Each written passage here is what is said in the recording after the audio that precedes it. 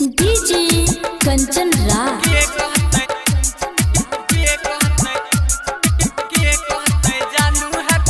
Presented by नीम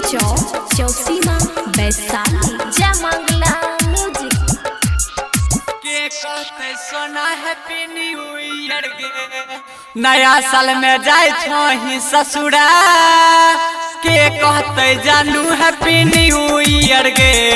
के कहते सोना happy new year गे नया साल में जाय छही ससुरा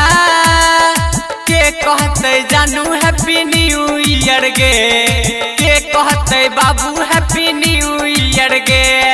पिकनिक मनैबै केकरा संगे जाना गे सोची सोची पियै छियै बियर गे नया साल में जाय छी ससुरबा के कहते जानू हैप्पी न्यू ईयर गे के कहते बाबू हैप्पी न्यू ईयर गे डीजे कंचन राज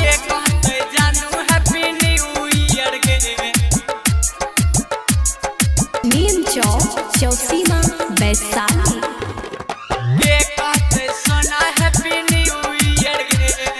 पिकनिक मनैबै के केकरा घुमैबै के बैठाई के गाड़ी हीरो हुंडा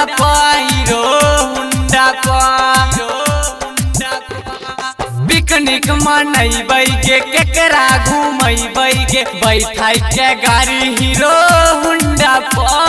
ग्रीटिंग कार्ड केकरा देबै के जाने केकरा किन देबै लहंगा हम पियर नया साल में जाय छी ससुरबा के कहते जानू हैप्पी न्यू ईयर गे के कहते सोना हैप्पी न्यू ईयर गे डीजे कंचन राज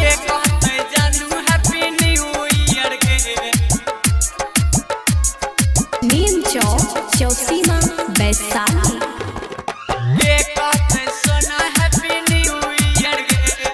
केना के अब रहबै केकरा से हम कहबै गिफ्ट देके जानू हैप्पी न्यू ईयर केना के अब रहबै केकरा से हम कहबै गिफ्ट देके जानू हैप्पी न्यू ईयर किशन कुंदनमा कमलेश कृष्णा विकेश्वर हतै केकरा नियर नया साल में जाय छी ससुरबा के कहते जानू हैप्पी न्यू ईयर गे के कहते बाबू हैप्पी न्यू ईयर गे।